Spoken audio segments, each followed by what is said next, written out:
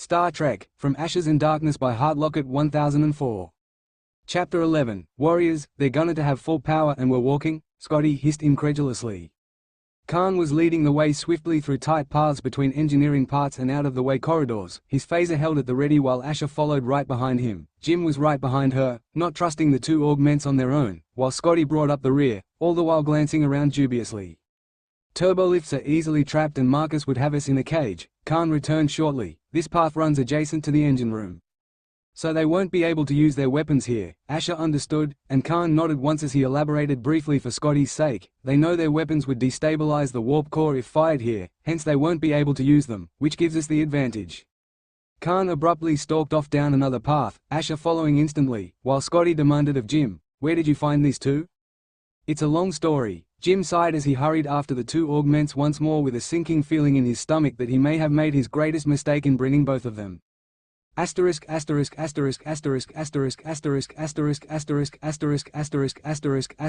the Enterprise, I will be brief, Spock stated as he faced Spock Prime. "In your travels, did you ever encounter a man named Khan?" The reaction was instantaneous. A look of utmost seriousness appeared on Spock Prime's face as he answered warningly, "As you know, I have made a vow never to give information that could potentially alter your destiny. Your path is yours to walk, and yours alone." Spock lowered his gaze, a slight frown marring his face as he hid his disappointment at his answer. But Spock Prime wasn't finished as he continued, if possible, even more seriously than before. "That being said, Khan Noonien Singh is the most dangerous adversary the Enterprise ever faced." Spock looked up sharply as Spock Prime warned grimly, "He is brilliant, ruthless, and he will not hesitate to kill every single one of you." Spock mulled that over in his mind for a moment before he asked tentatively, "Did you defeat him?" Spock Prime lowered his gaze briefly as he admitted slowly, "At great cost, yes." "How?" Spock questioned.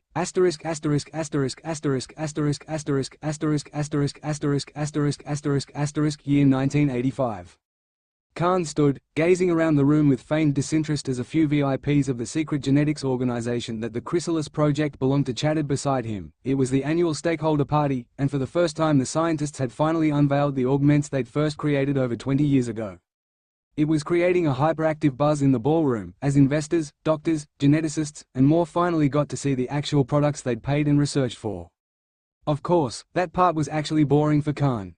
If his mind hadn't been engaged elsewhere, he might have ripped someone's head off by now just to be forcefully removed from his current situation. The men around him were discussing his spotless record for successful missions as though he were unable to hear them, admiring the readouts they had been given, while the women snuck flirty glances at the tall, stoic augment.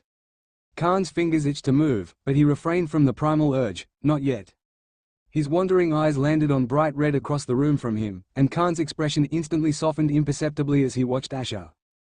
The girl was looking absolutely lovely, dressed in a long black gown with her flaming red hair twisted into an elegant knot against the base of her neck. It was hard to believe she was the same scrawny preteen he'd first seen already 4 years ago. She looked so different, and in more ways than one.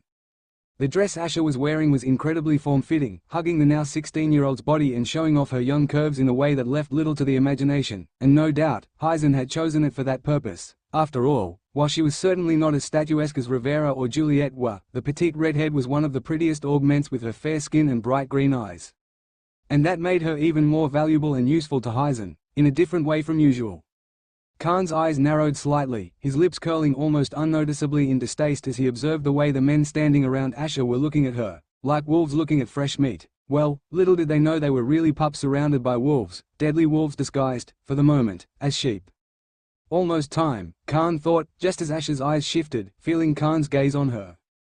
Green met icy blue, and the slightest flicker of a grim smile passed across Asha's face. Khan's face gave nothing away, remaining smooth and blank as a piece of new paper, but he knew she knew what he was thinking, the same thing she was.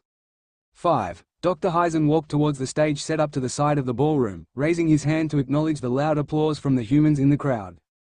4. The augments stood stock still, unnaturally still really, as each started counting mentally with Khan and Asha.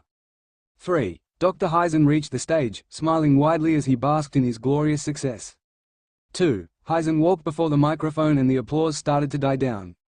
1. Good evening, my friends, Heisen began, and Khan's eyes met Asha's once more. 0. Suddenly, a loud explosion sounded right outside the ballroom doors. People started screaming and running, instantly panicking though they weren't quite sure yet what was happening or why. If they had, they would likely have run faster. Heisen was being ushered by security guards immediately, being moved to safety, while the rest of the guests started to run away from the enormous hole that had been rent where the ballroom door had once been.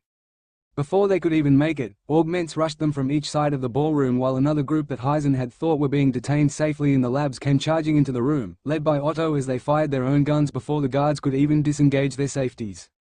The guards never stood a chance, and once they had fallen, well, then it was only a matter of time. In the meantime, the rest of the augments in the room leapt into predetermined positions, one group headed by Liam taking down any stray guards in the room, while another led by Nadi Gorinsky began mercilessly cutting down all the scientists in the room. And Khan was running for the one target that he'd been wanting to paint in blood for over 10 years. Heisen saw him coming, of course he did, having known almost instantly what was happening and who would be the leader of such an uprising, and the doctor panicked. Fire! He squealed at his guards desperately, his eyes wide with terror as Khan leapt into the air and came right towards him. But before the guards could fire, several blaster bolts hit their hands, forcing them to drop their weapons with cries of pain, while a whirl of black and red came swooping in on the rest. Heisen gasped, backing away in terror as Asher efficiently took out all his guards single-handedly, the gun and hunting knife she had hidden on her inner calf and thigh making quick work of the men. Unfortunately, Heisen's path took him right where Khan wanted him, and the scientists screamed in terror as Khan landed right behind him. The doctor tried to turn to face his finest asset, but the augment never let him. Heisen screamed again as Khan's hands landed on either side of his head, pressing mostly on the doctor's temples, and he thrashed momentarily in the augment's tight grasp. It might as well have been a fly swatting a man's hand for all the good it did him, and Khan, without even the slightest change in expression besides a slight vindictive smile, crushed Dr. Heisen's skull with his bare hands. He let go of the man's head the second he felt the bones cave, and Khan watched carelessly as the man's body fell limply to the ground. He straightened, turning without a backward glance or any hint of remorse, and looked around briefly. The battle, if it could even be called that, was already finished, and his people turned to look back at him as they too turned away callously from their victims. Katie gave him a grim but satisfied smile, while Otto nodded, and the others just looked to Khan expectantly, waiting.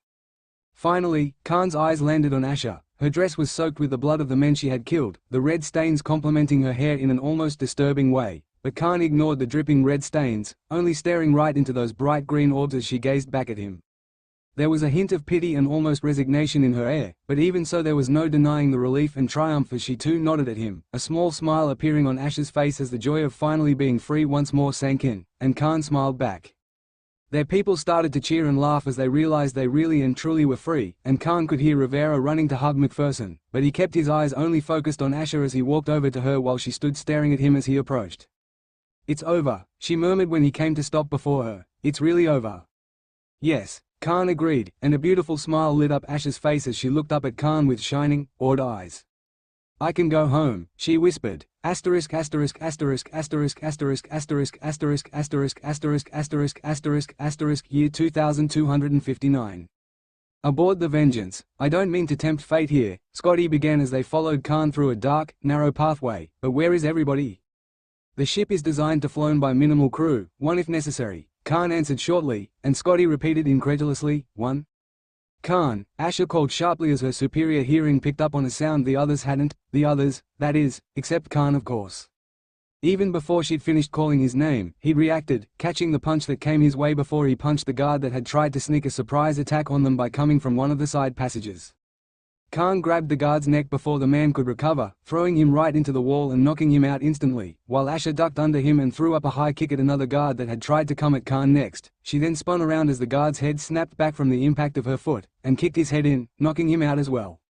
Jim and Scotty backed away slowly from the two augments as they took on the troop of guards that had come at them, both wide-eyed. Scotty was terrified while Jim's jaw set apprehensively as they watched the pair fighting. It was like watching a very well-oiled machine in motion, as the two augments complemented each other like two gears in a watch, clearly having had years of practice in working together. When one moved, creating an open space, the other was already there to fill it, and though they were only two, there was no weak spot or opening as they moved in a perfect circle, their smooth steps looking like a sequence in a dangerous but beautiful dance. Jim couldn't take his eyes off of them, not that he really wanted to, nor did he think it was wise to. Unfortunately, at that moment, another troop of guards came rushing from a passage next to Jim. He reacted swiftly, quickly pulling the man away and twisting his arm while Scotty punched the guard in the face. The pair started fighting side by side as well, and Jim did his best to try and make quick work of the guards as one punched Scotty in the stomach and sent him tumbling down. Jim leapt at the man, sending a good kick in the man's chest before he punched the guard in the head and knocked him out. Turning, he dodged another punch and threw one of his own at his last attacker, hitting him in the face. As the man reeled, Jim took him by the shoulder and rammed him into the wall before kicking him and punching him once more to knock him unconscious. "You all right?" Jim asked quickly as he turned to check on Scotty, who answered with a groan, "Yeah." The Scotsman glanced around as Jim helped him up, before frowning and asking worriedly, "Where are Khan and Asher?" At his words, Jim whipped his head around, staring in dismay at the once again deserted passageway, including of Asher and Khan. Asterisk asterisk asterisk asterisk asterisk asterisk asterisk asterisk asterisk asterisk asterisk asterisk. Meanwhile, the Enterprise bridge. Spock nodded slowly, his face tight with concern but also determination. "Thank you, Mr. Spock," he told Spock Prime as the elderly Vulcan finished his explanation. "Now, there is one last thing I must ask you before we must terminate this transmission." "Oh?" Spock Prime asked, surprised, for he had expected that Spock would terminate their transmission instantly upon learning of the full danger that Khan posed. After all, where Khan was involved, not even a second was a moment to be wasted. "Yes," Spock nodded determinedly. "I was wondering what you would know about a woman named Asher Sanders." At his words, Spock Prime raised a brow, a strange expression crossing his face. Chapter 12, Sleeping Dogs Lie, You Know, Khan. Asher sighed as she followed Khan as he moved swiftly down the passageway that led into a terminal chamber. "Kirk's probably suspicious enough of us without you going off on your own right now." "I'm not on my own, I have you," he returned as he stopped before a terminal and began to type quickly, while she gave him a deadpan look. "Yes, because that makes it all better," she said sarcastically, and Khan shrugged as he answered almost teasingly, "It does for me." "Khan," he sighed, turning to face her properly as she looked at him sternly. "We don't have to antagonize these men," she said softly, and he answered sharply, "Kirk would see me rot in jail for what I did, and we don't even have a guarantee our crew will be returned safely to us." "I don't think Kirk is a coward enough to go back on his word," Asher countered, but Khan bit back, "I don't mean him, I mean Starfleet." Asher frowned, as Khan continued in a low voice, "Marcus is currently head of Starfleet, and while I am aware he is just one man," Khan added, cutting off Asher's argument before she could even open her mouth, "he didn't become head on his own. Clearly, there must be others, similar to him, and I am not taking that risk, not with our crew, and not with you." "But that doesn't mean you have to kill them," Asher said softly. Khan pursed his lips, while Asher continued, "We could just leave, if we can gain the vengeance and bargain a deal." "It's too risky." Khan shook his head, but Asher pleaded, "This isn't like the Chrysalis Project or the eugenics war. These people are innocent." "Innocents die in a war," Khan countered. "The 30 million who died during the eugenics war weren't all soldiers. It is simply a necessary sacrifice, sometimes." "Not necessary, unpreventable," Asher corrected. "And this isn't war, Khan, not yet, and if we act smartly, it won't ever have to be. We'd be negotiating with humans, they will not be reasoned with," Khan argued, and Asher retorted, "Not all humans are bad, they can be good too." "You always had a weak spot for them," Khan said cynically, but Asher reminded him quietly, "My parents were human, I was human, once." Khan's jaw locked angrily, but she continued, "And Maltuvus was an augment, but you and Katie and Otto and the rest of our crew aren't like him." Khan glowered at her, looking distinctly unhappy, but she continued to gaze up at him beseechingly as she said softly, "Not all humans are bad, just as not all augments are good. And Khan," she implored, "I don't want us to have to face another war, least of all one we start. That wasn't what we left Earth for." "I know," Khan exhaled sharply, "and I do remember my promise." Giving her another long look, he finally said, albeit grudgingly, "I'll let things run their course first, but my end of the promise holds too. If there is even the slightest danger to our crew, or you, I will not hold back." "Then I guess I'll have to hope I can be as persuasive with Kirk," Asher answered with a small smile, and Khan muttered something very unflattering to Jim. Asher laughed slightly, before she placed her hands on Khan's shoulders and leaned up on her toes towards him. He leaned down in response, meeting her halfway and wrapping his arms around her waist as she kissed him softly. "I'm glad to be back with you, Khan," Asher murmured as they broke apart, "just so we're clear on that." "I know," he answered quietly, his gaze the softest they had ever been since he'd awakened in the 23rd century, "and you have no idea how grateful I am to have you beside me once more." Asher smiled, and kissed his cheek once before she settled back down flat on her feet. "Come on, then," she said lightly as she took his hand and tugged him back down towards where they'd left Jim and Scotty. "Let's go find the captain." "I thought you said I was your captain," Khan said scathingly, and Asher chuckled. "You're my boyfriend, Khan," she teased, glancing back at him with a light smile, "but you can be my captain in your dreams." "Well, then I know this isn't a dream," Khan tossed back casually, "because you're usually far less dressed in my dreams." "Don't start what you can't finish, Khan," Asher playfully warned, though her eyes were sparkling with humor. It was around that moment when they heard Scotty ask from not too far away, "Where are they?" The pair quickly followed the sound of the two humans' heavier breathing, and Asher suppressed an eye roll as she heard Jim hiss in agitation, "Shit! This way," Khan called to the two men as he spotted them in one of the narrow passages. The pair whirled around to look at him, startled, and Asher waved sheepishly while Khan just threw them a smug smirk before walking off. "Told you his suspicion would only get worse after we went off on our own," Asher sighed, and Khan returned coolly, "Well, if he acts rashly then it will only result in his loss." "Would it kill you to at least pretend you don't want to kill Kirk?" Asher asked, and Khan returned, "I don't have to pretend, I don't want to kill him, I simply have no qualms about killing him either." "Of course," Asher sighed, giving up as Jim and Scotty caught up to them. Khan glanced back at the captain, before he led the way once more, saying casually over his shoulder, "Something the matter, Captain?" "Khan," Asher warned, while Jim's eyes narrowed. "How far to the bridge?" Jim asked instead, and Asher shook her head in exasperation, while Khan's face turned serious once more. "We're almost there," he answered, when suddenly the lights in their passageway, and all the hallways around them, lit up. "The ship's power is back online," Scotty gasped in horror, but Asher said sharply, "It's not over yet." "We can make it," Khan confirmed as he took off like a bullet, Asher right behind him. Once again, Jim and Scotty fell behind as the two augments easily outstripped the human men. This time, though, Jim didn't mind quite as much as he watched the two augments dash at inhuman speed down the hallway and towards the bridge, Khan leading the way for Asher, although, there was still that one thing he was worried about. The two augments ran as fast as they could, Asher feeling the rush of exhilaration as she worked her muscles at their full strength for the first time since she'd woken up. "Fire on the Enterprise, now," they heard Admiral Marcus give the order, and they pushed themselves faster. "We're not losing our crew or the Enterprises, not today," Asher thought grimly as she raced with Khan, bursting through the doors and onto the bridge, just as the Vengeance began firing once more on the Enterprise. "Their shields are at 6%, sir," someone began, when Khan's phaser blast hit him as he and Asher entered the bridge. The man yelled as he was thrown back, while the others scrambled to meet their attackers, but the augments were too fast and they were too skilled. Once more, the pair were like a seamless unit as they efficiently took out their opponents. The Vengeance's crew barely had time to send off a blast or two before the two augments' phaser blasts hit them, knocking them all out. One guard in particular was unfortunate enough to have fired his blaster closer to Asher than was comfortable. He got a blast to the face and to the chest for that, one from his target herself and the other from her annoyed lover. Jim and Scotty joined him just as Asher took out the last crew member, who had been holding Carol Marcus in place in the corner of the ship, while Khan fixed his phaser on the Admiral with cold eyes.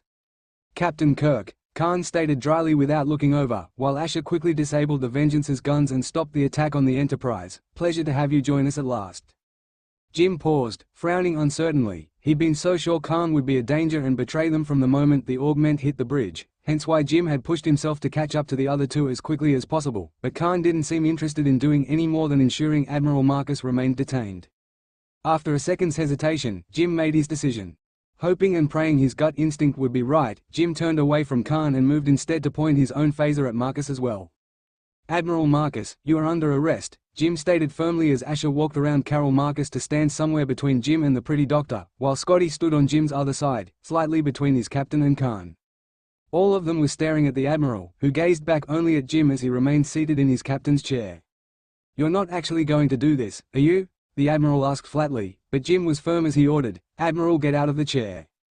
"You better stop and think about what you're doing, Kirk," Admiral Marcus stated sharply as he glared at the younger man scathingly. "You're working together with a war criminal like him?" He nodded once at Khan, who looked back with his own icy glare while Asher's eyes narrowed at Marcus threateningly. But the Admiral looked back at Jim as he bit out, "And if that's not enough, think about what you did on Konos." Jim's jaw tightened, but his posture was unchanged as he waited while the Admiral ranted furiously. "You made an incursion onto an enemy planet. You killed a Klingon patrol. Even if you got away without trace, war is coming. And who's going to lead us, you?" The whole group tensed, Scotty and Carol's eyes going wide with something akin to disbelief while the others' eyes narrowed as Admiral Marcus shouted while pointing to himself for emphasis, "If I'm not in charge, our entire way of life is decimated." He glared at Khan at that, before looking back at Jim as he finished dangerously, "So you want me off the ship? You'd better kill me." "I'm not going to kill you, sir," Jim replied quietly but firmly, "but I could stun your ass and drag you out of that chair." Marcus's eyes narrowed, but Jim added pointedly, "I'd rather not do that in front of your daughter." Admiral Marcus's eyes flickered briefly to the side, as though just remembering his daughter was there. Jim also glanced to the side at Carol, who was staring at her father with utmost disappointment and shame, when Ash's eyes narrowed in on something. "Are you all right?" Jim asked Carol in concern, and she began to nod when Asher shouted sharply, "Kirk?" He whirled back around just as Admiral Marcus lifted a gun he'd had hidden in a secret compartment on the captain's chair, a new safety addition he'd made right after Khan had attacked Starfleet headquarters. His hand had been hidden from Khan's view by Scotty, and by his armrest from Ash's view until it was too late to stop him. He fired at Jim, just as Jim began to fire his stun laser back at the man. But Jim missed. His laser went wide as his arm was thrown out to the side when he was abruptly shoved forcefully out of the way, just before Marcus's laser could hit him. "No!" Jim whirled around at Khan's sharp cry, just in time to see the red-headed woman toppling backwards, blood already starting to seep through her uniform where the laser had hit her. Jim's eyes went wide and he started to reach for the redhead as she crashed to the ground, but again he was interrupted by an enraged and terrible roar. Marcus! Before any of them could even react, Khan was leaping over the control terminals and at Marcus, his stun phaser thrown aside as he sought blood. "Khan, no!" Jim cried as Admiral Marcus flinched against the pure wrath on Khan's face, and he made to lift his blaster at Khan. But the augment was fast, and he knocked the blaster out of the elderly man's hand easily while his other hand went for Marcus's neck, choking him. Carol screamed while Scotty looked around uncertainly between the bloody redhead lying not far from his feet, to the enraged augment, and to his captain as Jim ran at Khan. "Khan, stop!" Jim shouted, aiming his phaser at the augment, but Khan was past the point of reason, his face twisted as his stormy blue eyes locked solely on the man he was choking under his hands. Jim fired once, twice, and Khan flinched slightly as the stun lasers hit him, his grip loosening just enough to Marcus to worm out of his hold. Jim lunged at Khan, hoping to subdue him, but Khan yelled in outrage as he whirled on Jim, the stun lasers having had no effect after the initial shock. Admiral Marcus fled to the back corner of the bridge as Jim struggled to keep Khan back, but the augment was not only much stronger but also blinded by rage. Khan easily overpowered Jim, grabbing his phaser and pulling it out of Jim's grip as Khan punched him once, twice in the face before lifting the Enterprise captain up by the hair and kneeing him hard in the stomach and finally throwing him bodily away. "Jim!" Scotty cried, but Khan blasted him with the stun laser before throwing away Jim's phaser as Carol Marcus flinched, leaning over Jim as the blonde man crashed down beside her.